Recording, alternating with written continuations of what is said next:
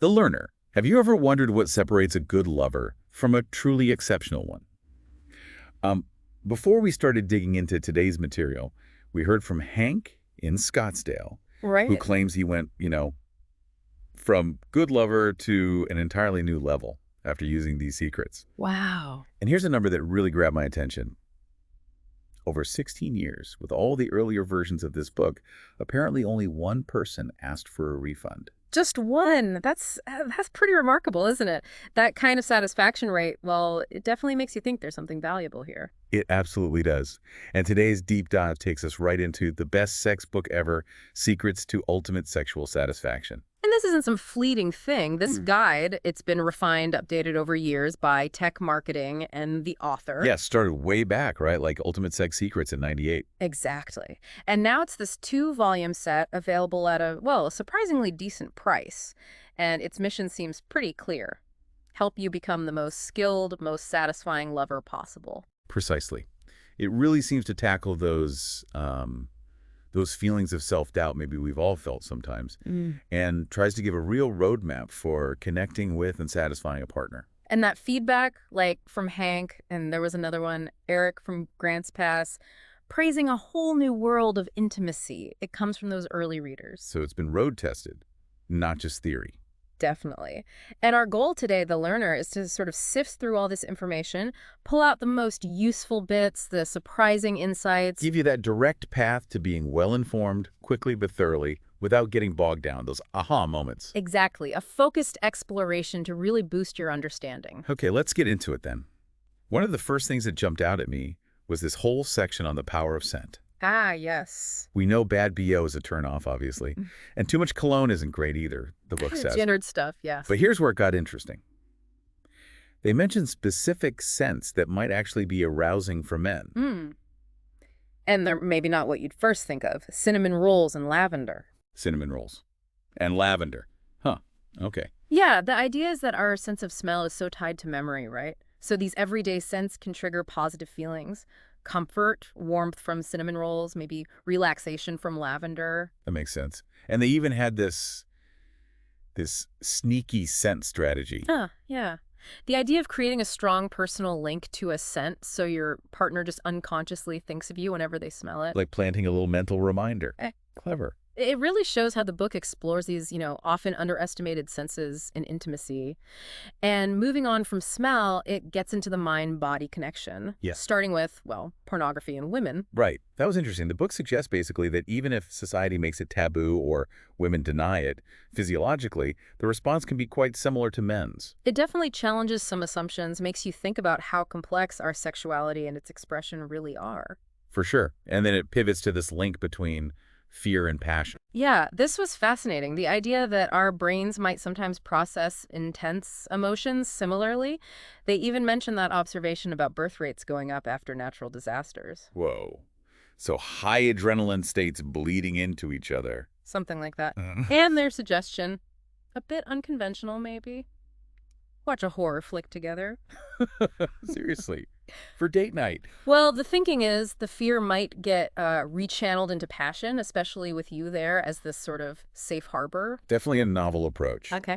It also mentions the Valsalva maneuver, studies at Johns Hopkins. It does. Briefly, that's the whole trying to exhale hard with your mouth and nose closed thing. Right. The book doesn't spell out specific sex-related findings, but it hints there might be a physiological link worth looking into more. Okay, interesting. Let's move to touch then. This is where it gets quite specific. It does. Very detailed tactile suggestions, including, like you said, specific. A light nip between the vagina and thigh. Yeah, that one was unexpected. It's often those little unexpected things that can spark something new, right? Totally. And then the raspberry technique for clitoral stimulation. Creating that seal with the lips blowing gently for vibration. They even suggest curling the tongue for potentially more intensity. Wow.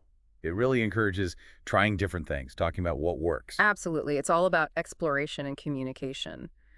And that continues with sound, specifically reading aloud. Oh yeah, the deep tones stimulating the sacculus in the ear, connecting to pleasure centers. Exactly. They even cite a study finding an optimal feel-good frequency around 33 megahertz. Okay, now they link this to groupies and loud music, but obviously be careful with your hearing. Definitely. Key point. But it does suggest that how we use our voice, the resonance, might actually have a physical pleasure effect. Which leads to this point about vocabulary. Apparently, women aren't necessarily more drawn to men with huge vocabularies. That's what the research they cite suggests, yeah.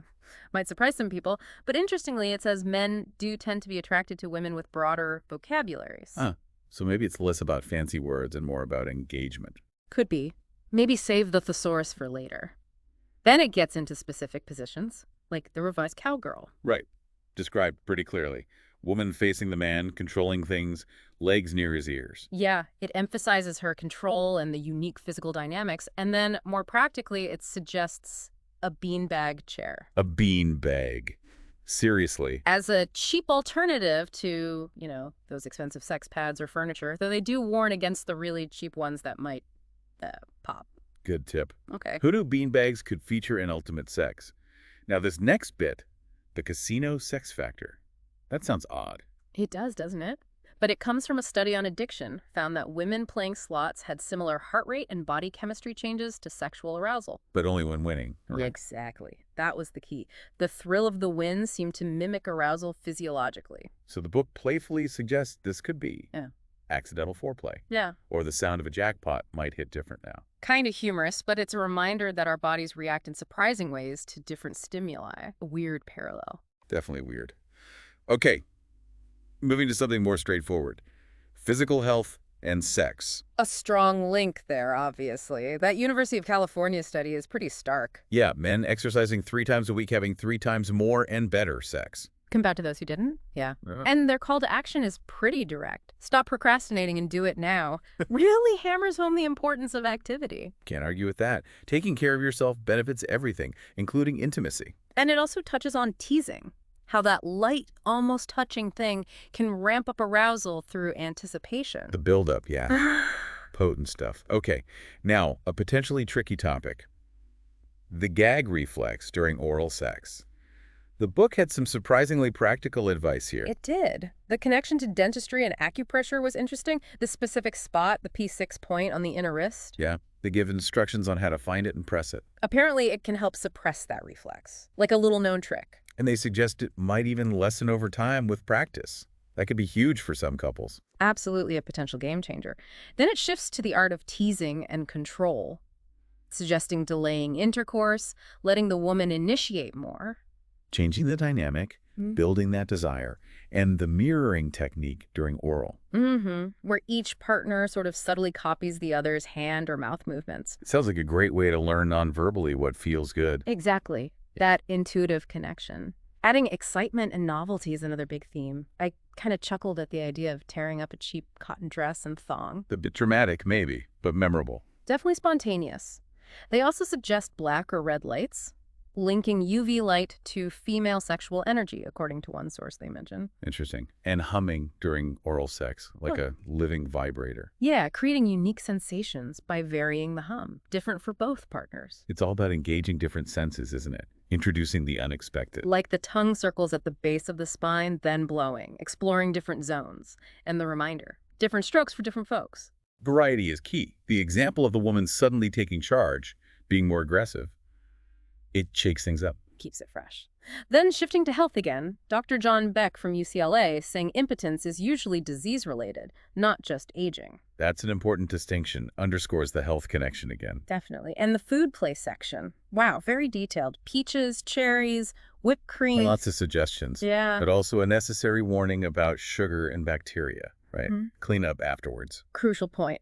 Hygiene first. They also cover penis rings for maintaining erections, benefits, and risks. And importantly, warning against unsafe DIY versions. Right. No string or wire. Stick to the proper tools. Sensible advice. Then it looks at enthusiasm. Yeah. How a woman's genuine excitement really fires up a man. Makes sense. But then conversely, they mentioned studies suggesting anxiety can sometimes increase male arousal. Yeah, that was counterintuitive. The examples they give are pretty extreme, illustrating the point. But maybe it connects to that intensity some people find in make-up sex after an argument. Could be. Highlights that complex mix of emotions and physical responses. Definitely. The book also gives very specific teasing techniques for both partners right when arousal is high. Like that gentle press against the base of the clitoral shaft when she's already close. Or the light stroking of his balls, then a sudden squeeze. Exactly. Building anticipation, maximizing sensation right at the peak, and even just brushing hair over an erect penis, subtle but potent. It really focuses on those details. Mhm. It also talks about penis health, recommending exercises from enlargement guides, not for size, but for blood flow. Right, Back general then. health. And emphasizing regular masturbation. Use it or lose it, Yeah. basically. Aiming for 3 erections a week, not necessarily orgasm, just for maintenance. Seems to be the message. Oh, and flannel sheets for winter fun. Huh. Another practical tip, adding texture. And a note for women, don't hold back on physical engagement, grabbing, fondling. It's generally appreciated. Good, clear message there. Now, another surprising one. Mint mania. Oh yeah, using a strong breath mint before or during oral sex to boost sensitivity because it gets absorbed through mucous membranes. Apparently. Though they caution against peppermint and cinnamon, recommending wintergreen. An unexpected way to heighten things. Definitely worth trying, maybe. And some unconventional positions too, like patio play on an armless lawn chair. Offers a different angle, gives the woman control, changes things up. Absolutely. And of course, mutual pleasure, communication, always key. Practicing mutual orgasm during 69, tuning into verbal and nonverbal cues. Being really present and aware of your partner, and Yeah. that idea of the all-day turn-on. Yeah, whispering suggestive things throughout the day about what's planned for later, Yeah. building that anticipation Where you're constantly. going. And side munching, just doing 69 lying on your sides. Simple, but maybe more comfortable sometimes. Good variation. Then it brings in some evolutionary psychology, Right. men being visual. Right, suggesting women can play to that with lingerie, lighting, mirrors. Makes sense. And acknowledging men's potential desire for variety, suggesting women can fulfill that within the relationship by switching things up roles, looks. Keeping it dynamic, yeah. Prevents things getting stale. The window sex positions. Leaning against a window adds novelty, maybe a touch of exhibitionism. A definite change of scenery. And the thrill seeker variant on a balcony during a parade. Okay, that's for the bold. A bit risky at surprise. Now, something really practical and beneficial. Kegels. Pelvic floor exercises. Huge benefits for women mentioned, right? Control, sensation, stronger orgasms. Definitely. And clear instructions given, stressing starting slow, but also important benefits for men too. Often overlooked, yeah. Stronger erections, more force, help with premature ejaculation, quicker recovery. It's a win-win, really. Good for both. And then, just for laughs, the calorie count of semen. Only 5 calories a spoonful. So, not a diet plan. Probably not. Moving to the bedroom environment. Basics first. No love making on dirty laundry. Please, fundamental. But also, candles for soft light, dimmer switches, nice sheets, satin or flannel. Soft music, maybe on a timer. Massage oils handy. Getting rid of clutter, like the TV. Maybe overly frilly decor. Making it a sanctuary, comfortable for both partners, not just one. So important for setting the mood. Then kissing. Lots of techniques there. Pausing during oral for deeper suction, reading those little love signals. The brow lift, the tongue flick. Subtle stuff. Teasing kisses, holding her face gently but firmly, mimicking clitoral sucking with the tongue. It's about being present, engaged, and confident. Confidence in initiating is highlighted as attractive for both. Definitely. Then pubic grooming. Wow, super detailed section. Yeah. Using hair conditioner instead of shaving cream. Clever tip for a smoother shave, fewer nicks. Quality razors, lubrication, taking your time, cool water rinse, soothing oils after, almond or coconut. Baby oil mentioned too as a performer's trick. Right, lots of practical stuff. Shaving frequency, avoiding harsh chemicals, even how to shave the penis carefully. They cover creams, depilatories, even a DIY sugaring recipe. A whole chapter on downstairs grooming. Okay, finally, nutritional aids. L-arginine, L-citrulline for erections. With L-citrulline maybe being more effective, potentially boosted by cordyceps sinensis, that Himalayan Viagra, though human studies on the cordyceps testosterone link weren't cited specifically. Right. Dosage is provided, but caution about taking it late. Also phenylalanine, tyrosine for dopamine, mucuna for libido. L-carnitine, too, the Italian study suggesting it might outperform testosterone for ED in older men was really interesting. Rare. Royal jelly, ashwagandha for women's desire, choline, B5, HTH mentioned but difficult to access. And yohimbine from the African bark. Potential aphrodisiac, but strong warnings about starting with very low doses due to side effects. DHEA, ginkgo biloba also get a mention. It's a whole pharmacy. Mm. But they stress, supplements aren't magic. Overall health is the foundation. Absolutely. They mention iron levels in men, dismiss pheromone sprays, Mm. and emphasize diet. Nuts, oysters, eggs, oats, bananas, asparagus, chilies, chocolate, good stuff. Mm. Avoid sugars, white flour, gradual changes. Don't diet. Just eat a little more carefully. Much more sustainable. And exercise, of course. Yeah. Even small bits help. Taking the stairs, parking further away, building up to regular aerobic activity for heart health, which is crucial for sexual function. Definitely. The book also touches on testosterone's role in women's libido, but maybe the most important aphrodisiac they discuss isn't a pill or food. It's your own incredible charm, confidence, genuine focus, total attention on your partner. That connection, that feeling of being the center of their world, that's presented as the most powerful thing. Makes sense. Then it gets into NLP, neuro-linguistic programming, rapport building through mirroring, creating positive states, anchoring feelings. Using psychology to enhance intimacy, even embedded commands in conversation, and a script for awake hypnosis. Pretty advanced stuff. Requires care and ethics for sure. Absolutely. And finally, these mystical sex secrets, someone you bake. Deep mirroring, synchronized breathing for a profound connection. Sounds intense. Needs love and respect, the caution, not for casual use. They also include a glossary, detailed sections on oral, manual sex for both partners, multiple orgasms for men, anal sex. Covers a lot. Toys, novelty, public sex ideas with a playful really thrown in, and references to Kama Sutra, perfumed garden wisdom. It's incredibly comprehensive. Okay. So the learner, as we kind of come up for air from all that, what are some key takeaways? Phew, quite a journey. For me, those specific scents, cinnamon and lavender, were surprising.